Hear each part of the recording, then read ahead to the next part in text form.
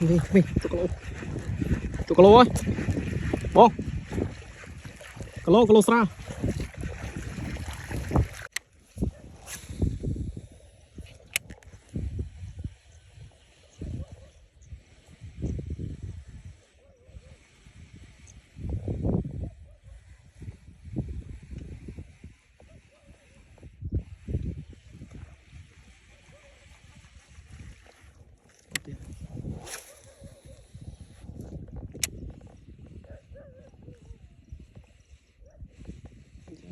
lệ đừng tiên ha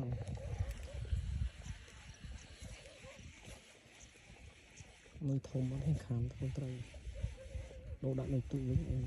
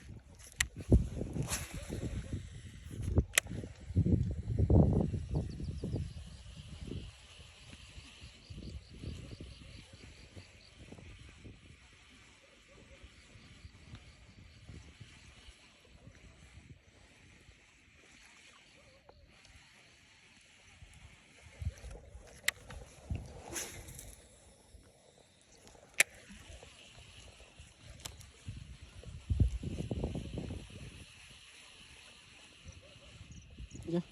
contra đây ya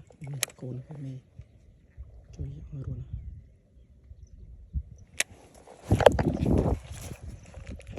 mi tụi calo ơi bông calo sao